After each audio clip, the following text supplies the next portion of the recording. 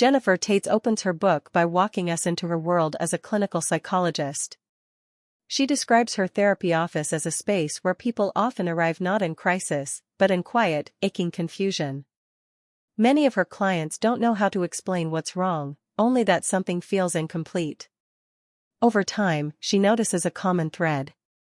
When people talk about being single, they speak as though it's a condition, something to escape. Not a life, but a waiting room. Taitz realizes it's not singleness that's the problem, it's the shame around it. She begins to unpack how societal messages shape the way we feel about ourselves. From childhood, people are taught that being in a relationship is the key to happiness.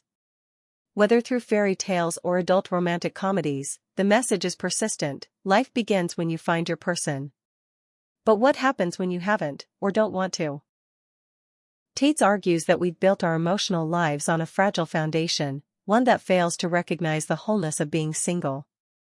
Drawing from her own personal experience, she recounts a moment when she, too, feared she'd missed the mark. Friends married, had babies, moved into homes with backyard patios and school district debates. She wondered if she had wandered off course. But as a therapist trained in evidence-based approaches, she decided to ask a better question, not what's wrong with me, but what is happiness made of, really?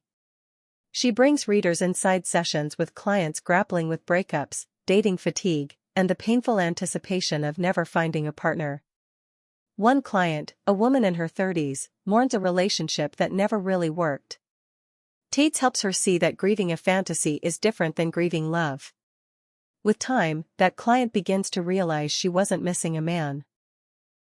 She was missing the version of herself she thought would appear in a relationship. The book steadily walks the reader through powerful psychological tools. Cognitive behavioral therapy, mindfulness, and acceptance-based strategies become quiet companions in the pages. Taitz doesn't present these as homework, but as invitations. When a client obsesses over why her ex moved on so quickly, Taitz shows her how to pause the thought, breathe, and notice the emotion underneath. That pause, though small, begins to transform her relationship with herself. We meet another woman who is terrified of turning 40 alone. Through their work together, she begins journaling, identifying values, reconnecting with things she used to love. She joins a local hiking group. She starts cooking again. She doesn't suddenly fall in love, but she begins to feel more alive. Her fear of being single fades, replaced by the richness of simply engaging with her life. The stories unfold like short windows into transformation. No dramatic makeovers or surprise engagements, but rather moments of gentle realignment. A man in his 50s, long divorced, discovers that his loneliness eases not when he dates again, but when he deepens his friendships. He starts inviting friends over for dinner once a month. At first it feels awkward. Then it becomes a ritual. By the end of the book, he feels grounded in a sense of belonging. Taitz reminds us that dating is not the only form of seeking. She encourages readers to date their own lives. To ask what lights them up, what challenges them, what soothes and excites them. She introduces the idea that happiness isn't something that happens to you, it's something you build.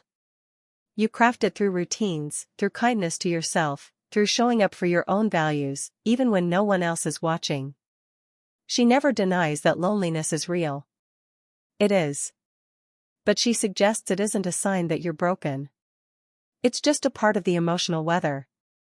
It passes. And it can pass more gently when you have tools to meet it. She offers breathing techniques, thought reframing, and compassion practices not as magic fixes, but as ways to hold yourself through the hard moments. As the book continues, there's a shift in tone. The sadness and restlessness begin to give way to empowerment. Readers who once felt behind begin to see that there is no finish line. One woman chooses to freeze her eggs, not because she's desperate, but because she wants options. Another travels solo for the first time and finds herself laughing out loud at breakfast.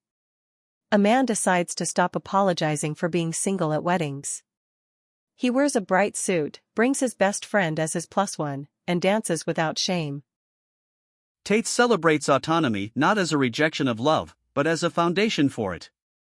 She believes that when we stop chasing relationships as salvation, we become more available for meaningful connection. Not just romantic, but also platonic, creative, spiritual. We stop performing. We start choosing. And in that choosing, we begin to belong to ourselves. The narrative circles back to her original question: what is happiness made of? By now, the answer has become clear. It's made of presence. Of showing up fully to your own life, whether partnered or not. Of recognizing that love is not a trophy you win by being good enough. It's something you cultivate, from the inside out. The final chapters feel like a soft hand on your shoulder. There is no promise that being single will always feel great. But there's the assurance that it can be beautiful, meaningful, and deeply rewarding if you allow it to be. If you learn to turn toward yourself with care, instead of waiting for someone else to validate your worth. When the book closes, there is no fairy tale ending. No ring, no wedding bells, no magical text from the one who got away. Instead, there is something far more lasting, a sense that you can create joy now, where you are, with what you have. That being single isn't the absence of something, it's the presence of possibility.